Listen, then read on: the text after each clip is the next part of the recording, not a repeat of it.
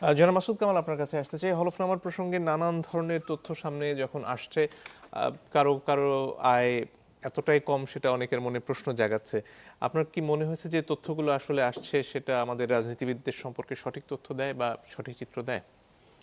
রাজনীতিবিদদের চরিত্র সম্পর্কে সঠিক চিত্র দেয়, কিন্তু রাজনীতিবিদদের আয় সম্পর্কে সঠিক চিত্র দেয় না। তাদের আয়টা এরকম না। আমি একটা ছোট্ট উদাহরণ দিয়ে বলি আপনাকে। আমি বড় থেকে উদাহরণ দিই। তারেক রহমান সাহেব একটা বড় দলের লিডার। ওনার বাৎসরিক আয় দেখানো হচ্ছে 6 লাখ সামথিং। তার মানে প্রতি মাসে ওনার আয় হলো 52-53 হাজার টাকা। উনি গুলশানে একটা বাসা ওনার জন্য ঠিক করা হয়েছে।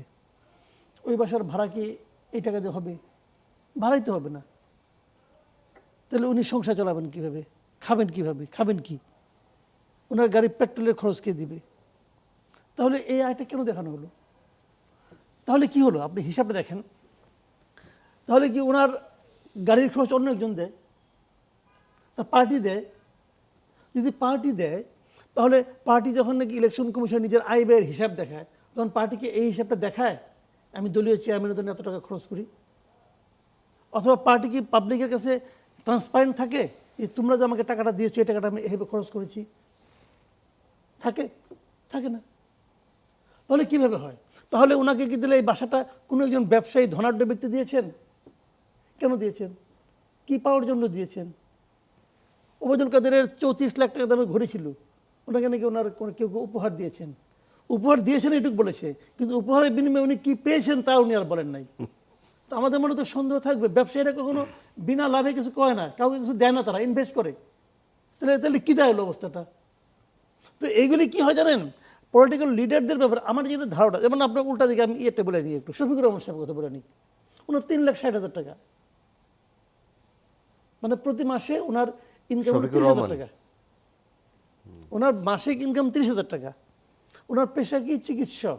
চিকিৎসা ওনার পেশা। তো চিকিৎসক যদি উনি পেশাগতভাবে চিকিৎসক হন, তো ওনার চেম্বার কই? এগুলো তো প্রশ্ন। আর 30,000 টাকা উনি কীভাবে চলেন?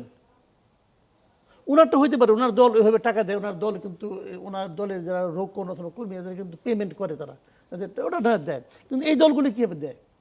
আবার ধরেন আমি আরও কতগুলি কথা বলি আপনাকে। এখন তো 10টা বিষয় উল্লেখ করতে হয়। তো ওখানে পেশার একটা ঘর আছে না। পেশাটা কি? আমি না বেশ র্যান্ডমলি বেশ কয়েকটা হলফনামা আজকে ডাউনলোড করে দেখলাম। তো পেশা, নিজের পেশা দিতে হয়, নিজের পূর্ববর্তী পেশা দিতে হয়, এবং স্ত্রীর পেশা দিতে হয়, স্ত্রী অথবা স্বামী যেই হোক, স্পাউসের পেশা দিতে হয়, এবং তার পূর্ববর্তী পেশা দিতে হয়। কিন্তু কোনো পেশায় আমি পলিটিক্স পেলাম না, রাজনীতিবিদ পেলাম না। সে যে পেশাগতভাবে পলিটিশিয়ান এটা কেউ বলে না। সবার পেশা কি? হয় ডাক্তার, চিকিৎসক, নয় সে আপনার ব্যবসায়ী, নাহলে মৎস্য ব্যবসায়ী, নাহলে কৃষিকাজ করে। যে কৃষিকাজ করে সে লাঙ্গল ধরতে পারবে? আবার অনেকে দেখলাম পরামর্শক। আমাদের নাহিদ ইসলাম সাহেব, উনি হলো পরামর্শক। উনি শিক্ষাগত যোগ্যতা স্নাতক, এবং স্নাতক পাশ করে উনি পরামর্শক হয়েছেন। কিছুদিন আগে কিন্তু এই লোক চাকরির জন্য আন্দোলন করছে।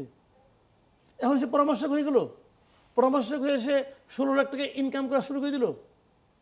কি পরামর্শক উনি? ধরেন উনি একসময় উপদেষ্টা ছিলেন। উপদেষ্টা থাকার কারণে ওনার সচিবালয়ে যাওয়া আসা এখন খুব ইজি হয়ে গেছে। এমনকি উনি যমুনাতেও যেতে পারেন। ডক্টর ইউনূস যখন মন খারাপ হয় তখন ওনাকে ডেকে আলাপ ক্লাব করেন। তো উনি একটা যাওয়ার ওনার একটা মোটামুটি অ্যাক্সেস আছে। এখন এই লোক যদি পরামর্শক হয়, যার পরামর্শ দিবে, যার পরামর্শক উনি হবেন, সে তো লালে লাল। এইভাবে গিয়ে এই টাকা ইনকাম। ভাই বিষয়টা কী রে ভাই? তো পেশা রাজনীতি এটা থাকে না কেন? আমি এনসিপি নিয়ে বলি, বেশি বলতে চাই। কিন্তু রাজনীতি থেকে তাহলে আয়ের উপায়টা কি হবে যদি কারো পেশা রাজনীতি হয়ে থাকে? সেটা তাদের বলতে হবে। এটা তো আমি বলে দেবো না, আমি তো রাজনীতি করি না। বাট আমি প্রশ্ন করবো, ভাই বুঝান আপনি আমার কেমন করে করলেন আপনি? এনসিপি যখন নাকি প্রথম ক্রাউড ফান্ডিংয়ে গেলো, তারা অনলাইনে একটা ওপেন করলো, অনলাইনে বললো আমি আমাদের টাকা দিয়েছিলাম ভাই 5,000 টাকা। আমি দিয়েছিলাম এই কারণে আমি চাইছি যে এরকম একটা সিস্টেম হোক। আমি গরিব মানুষ পাই নাই বেশি, আমার সিস্টেম আমাকে তো এরকম একটা সিস্টেম হোক যে এরা জনগণের টাকা নিয়ে চলবে। জনগণের টাকা নিয়ে চললে জনগণের কাছে জবাবদিহি করবে। এটা আমি চাইছিলাম।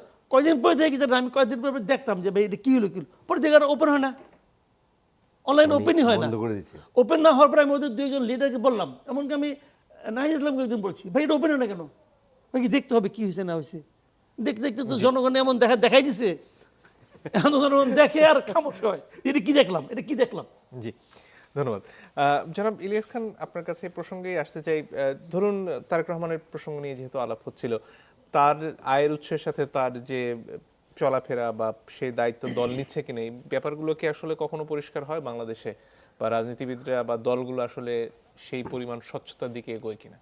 কোনো দল নাই। এই যে হলফনামা যারা দিয়েছেন, আমি যদি ভুল, আমার আশা করি আমার ভুল হবে না, একটি হলফনামাও সঠিক তথ্য দেয়নি কোনো প্রার্থী, একজনও না। যেমন হান্নান মাসুদ ব্যবসায়ী, হান্নান সেদিন ঢাকা বিশ্ববিদ্যালয়ের ছাত্র ছিলেন, তিনি ব্যবসা শুরু করলেন কবে আমরা কিন্তু জানি না। তিনি নাকি পাজারো জিপে চলেন, যে নানা কথা শুনি এরকম। যে বিশেষ করে আরেকটা জিনিস খুব, যেটা মাসুদ ভাই বললেন, যে সবাই খুব কম আয় দেখিয়েছেন।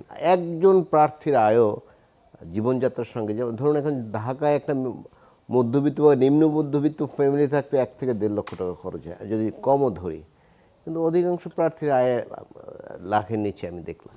আমি আমার বাচ্চাদের বলতেছিলাম যে এরা কী ইলেকশন করবে, এ তো আমার চেয়েও আয় কম। একজন আয় বার্ষিক দেখলাম 9 লাখ বা 10 লাখ বা 12, তার মানে 1 লাখ টাকাও আয় নাই মাসে। তাহলে কীভাবে চলবে? এই তো ঢাকা শহর তো এগুলো যাতায়াতই করা যায় না এখন। একজন প্রার্থী তো অনেক যাতায়াত করতে হবে, নানা খরচ আছে, তার অনেক খরচ আছে। মানে সব কিছু একটা মিথ্যাচার দিয়ে ভরা। আমি জানি না আমাদের রাজনীতিতে এই কালচারটি দীর্ঘদিন ধরে গড়ে উঠছে, কিন্তু এটি থেকে আমরা কোনোভাবেই মুক্তি পাই না।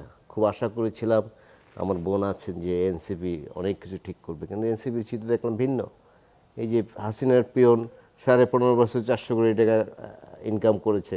এনসিপি এক নেতার কি বলে এপিএ ছিলেন, পালিয়ে গেছে নাকি শুনেছি, তিনি নাকি 3.5 মাসে কয়েকশো কোটি টাকা ইনকাম করেছে।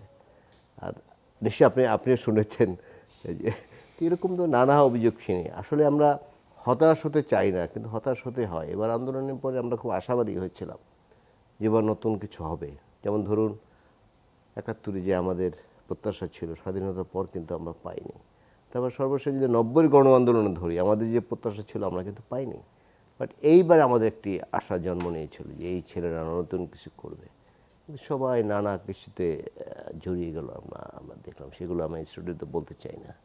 সুতরাং শুধু হলফনামায় যদি থাকে, আমি এখনও মনে করি একজন প্রার্থীও সঠিক হলফনামা দেননি, একজন না।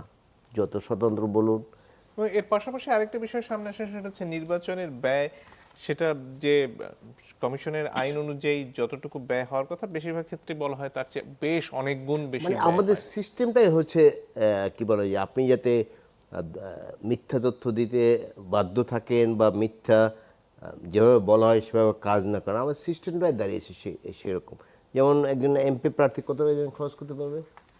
ভোটার মানে সংখ্যা প্রতি, মানে মাথা প্রতি 10 টাকা। 3 লাখ থাকলে 33 লাখ টাকা এরকম। আমি অনেক নির্বাচন দেখেছি, যদিও 15.5 বছর নির্বাচন ছিল না। তারপর তো আমরা ধরেন স্থানীয় সরকার নির্বাচনটি অনেক সময় কিন্তু দলের বাইরে গিয়েও হয়। আমরা দেখেছি আমাদের আত্মীয়স্বজন নির্বাচন করেছে, শেষ দিনেই তো অনেক টাকা খরচ হয়, অনেক টাকা প্রতি সেন্টারে। এবং সাম্প্রতিককালে যোগ হয়েছিল আপনাদের আইন শৃঙ্খলা রক্ষাকারী বাহিনীকে টাকা দিতে হবে তাদের ম্যানেজ করার জন্য। ইভেন আওয়ামী লীগ যে ভোট কারচুপি করেছে, সেই কারচুপি করার জন্য আইন শৃঙ্খলা রক্ষাকারী বাহিনী যারা কেন্দ্রে থাকেন তাদের কিন্তু টাকা দিতে হয়েছে, তাদেরকে ম্যানেজ করতে হয়েছে। তো সেই দিন এখন ধরেন একটি বড় 2টি থানা নিয়ে যে আসন, 2টি উপজেলা নিয়ে যে আসনগুলো, এগুলো অনেকগুলো কেন্দ্র থাকে, 100 থেকে 150 কেন্দ্র থাকে। সেই দিন যদি এক একটি কেন্দ্রে 20,000 টাকা করেও দেয়, 100 কেন্দ্র থেকে 20 লক্ষ টাকা। এর মধ্যে বিশাল চিত্র। এবং আমি একদম প্র্যাকটিক্যাল বলি, প্রত্যেকটা বাজারে, প্রত্যেকটা পাড়ায় মহল্লায় অফিস থাকে, প্রতিদিন আপনাকে হিসাব করে টাকা দিতে হবে। নেতা এসে টাকা নিয়ে যাবেন, যে বাজার যত বড় ওরকম বেশি, বা যে জায়গায় যত বেশি নেতা। সুতরাং এগুলো ফার্স্ট বিষয়। আমি জানি না মানুষকে কেন মিথ্যে কথা বলতে বাধ্য হয়, যদিও হয়তো প্রার্থীরা এত টাকা বলতে চায় না, কিন্তু অনেক টাকা খরচ হয়। একটা নির্বাচন ধর বহু টাকা খরচ হয়, কিন্তু এর সাথে বাস্তবতার কোনো মিল নেই হলফনামার। জি।